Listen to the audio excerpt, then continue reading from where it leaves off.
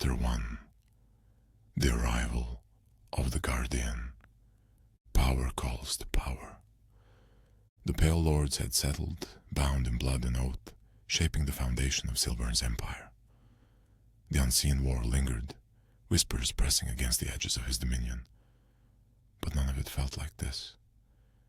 The presence was different. It did not arrive with soldiers. It did not come bearing steel. It came as a whisper in the air, a shift beneath Silvern's skin, something curling in the unseen spaces of existence itself. And then, a voice. I have been searching for you. Silvern turned. At the temple's threshold, standing beneath the weight of the night, he waited. Tall, thin, a silhouette carved from shadow, jet black hair slipping against the wind, eyes sharp with knowledge buried beneath centuries. This was no warrior. This was no thrall. This was something else. You are more than they say. The figure murmured, stepping forward. Not hesitantly, not cautiously, but deliberately. And yet, you are still incomplete. Silvern did not move. The stitched-mouthed woman remained beside him, silent, her presence unwavering. But Silvern felt it. The pull, the weight, pressing between them. This man had not come to oppose him. He had come to see him. And soon, he would belong to him. Chapter 2. The Battle of Will. The night was thick with silence, stretched across the ruins like a veil of forgotten things.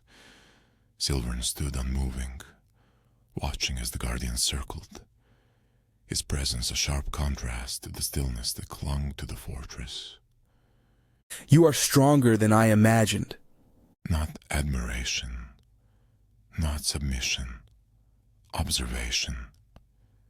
Silvern did not respond. He did not need to. The Guardian lifted his hand, blood pooling at his fingertips, twisting, shifting. A scythe formed, deep crimson, pulsing with a force that should have belonged to something far older than man. Then let me see what you truly are. He moved. Faster than mortal eyes could follow, faster than breath could catch. The scythe came down, slicing through the space Silvern occupied, carving through flesh. But Silvern did not fall. He did not falter. He did not bleed. The wound stitched itself closed before the blade had finished its strike. The Guardian pulled back, eyes narrowing. Silvern stepped forward. You will never touch me. The Guardian struck again, his movements sharper, his magic stronger, the weight of forgotten rituals pressing into his veins. He called upon forces lost to time, unraveling the rules of existence itself. It did not matter. Silvern moved through it. Through him. The scythe shattered against his skin, the force of the blow evaporating like mist beneath the rising sun. The Guardian did not breathe. He did not move. He only watched. He understood now. He had been searching for power. And here it was. Not just in Silvern's hands, in his very being. The obsession curled in his chest. Not fear, not hatred, but something deeper. Something inevitable. Silvern was his destined one. And the battle was already over. Chapter 3. The Guardian's Devotion. The scythe lay broken at Silvern's feet. The battle had never been a battle at all. The guardian stood motionless, his breath steady, his presence unchanged. He did not tremble. He did not kneel.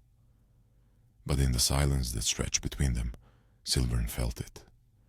The shift, the turning of something deeper than loyalty. You are the one. Not a question, not a plea, a truth.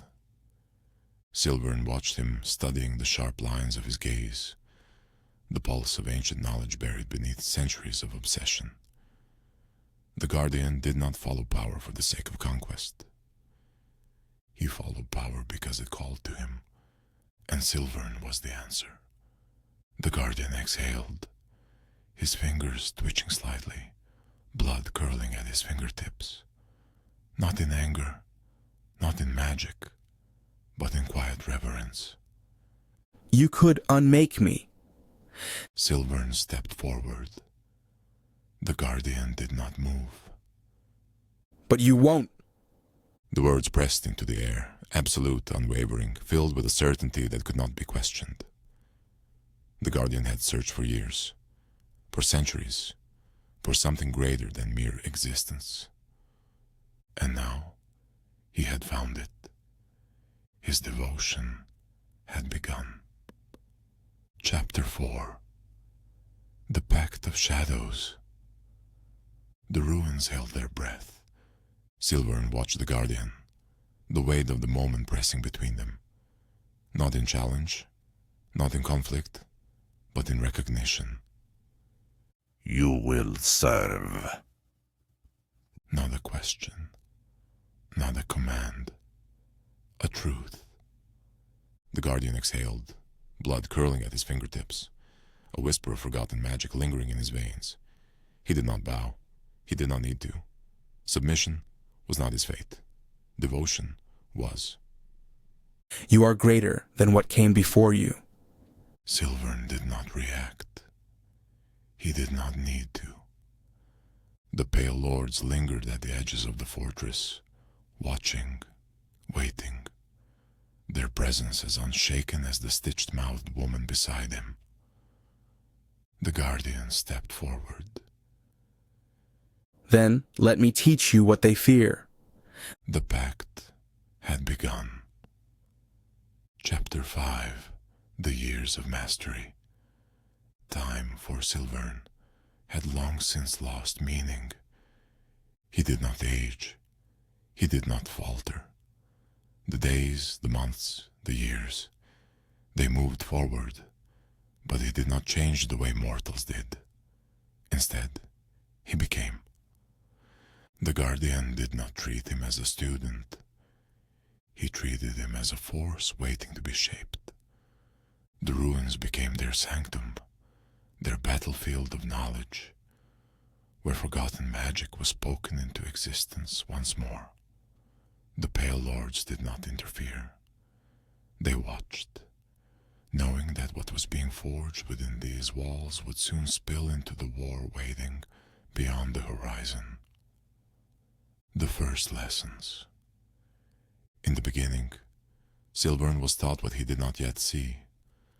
The way power lingered in places long abandoned, the energy woven into the air, into the stars, into the very breath of the world itself. The guardian traced symbols in blood, spoke words that had not been spoken in centuries, shaped forces that had once ruled empires before time had erased them. You will not learn. He had told Silvern once. You will inherit. And that is what Silvern did. Mastery of the mystic arts. Each year carved a new skill into Silvern's being. He learned how the old magic was not merely cast, but woven, stitched into existence, unbreakable unless undone at its origin. He learned the weight of rituals, not just their power, but their consequences, understanding that every force commanded required a price. The guardian spoke of liquid mastery, his own domain, The ability to forge weapons from blood, to manipulate fluid forces beyond mere water, to turn what was life into instrument.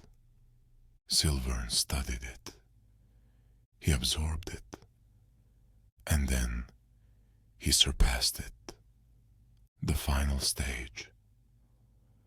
The last years were not spent learning. They were spent refining. Silvern no longer asked, no longer studied. He knew. When the Guardian challenged him, pushing at the boundaries of control, testing the strength of what had been built, he found no weakness. Silvern had long since stopped being a mere warrior. He had become legend. And as the final days of his tutelage stretched into the first days of the war, he stood beside the Guardian, watching the horizon as the unseen forces moved against them. No more lessons. Silvern murmured. The Guardian smiled, sharp, knowing, devoted. No, He agreed. only war. Chapter 6. The war begins. The unseen forces had watched. They had waited. They had moved in silence, striking not with swords, but with absence, with erasure, with shadows, with things that should never have been noticed. But Silvern had noticed. And now there would be no more silence. His mastery was complete, his empire formed, his devout servants standing beside him, the Guardian, filled with knowledge and bound by obsession, the stitched-mouthed woman, silent but unyielding, and the pale lords, their souls entwined with his own. This was no longer a whisper of power rising. This was war. No more lessons. No more shadows. Only war. Chapter 7. The Unleashing. There was no more patience, no more silence, no more waiting in the shadows, watching, calculating, striking from the edges of existence. Silvern had seen them. He had felt them moving in the unseen spaces, hunting at the edges of his empire, testing the limits of his immortality. He had watched them erase his servants, snuffing out lives without blade or blood, believing that they could weaken him piece by piece. They had been careful.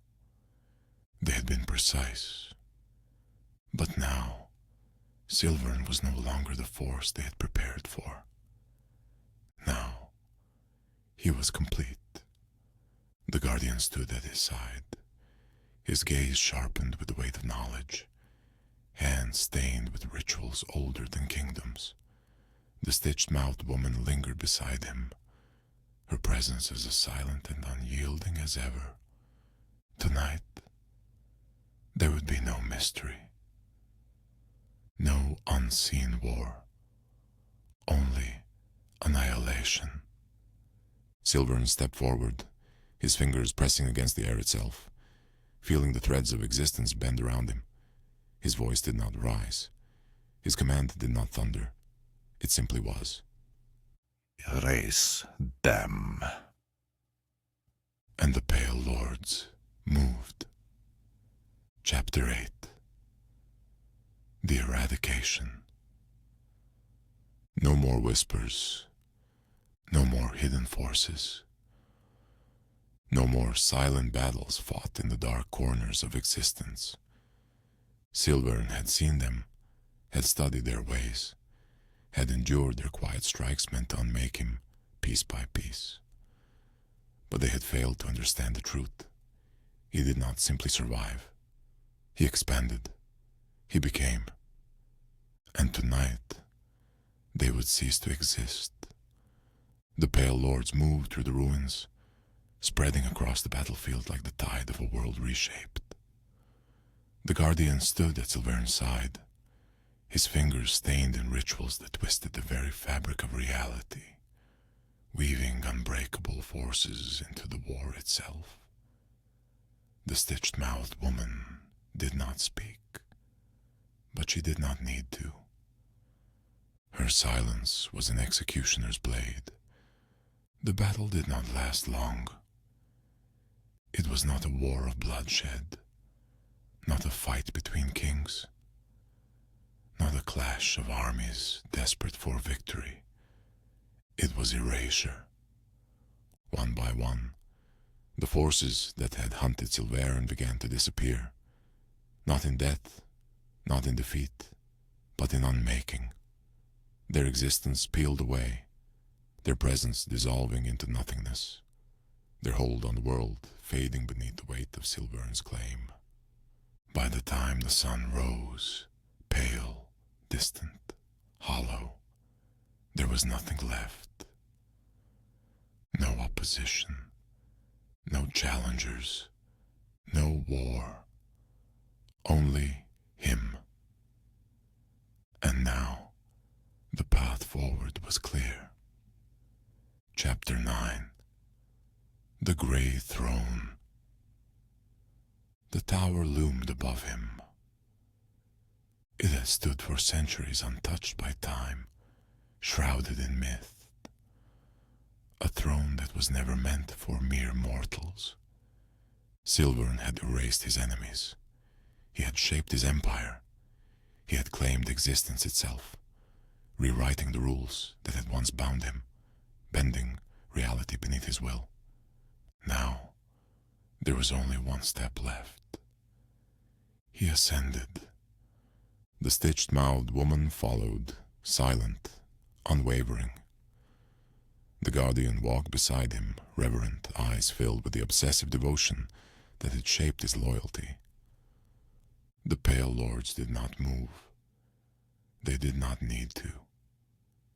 This was his place. His throne was waiting.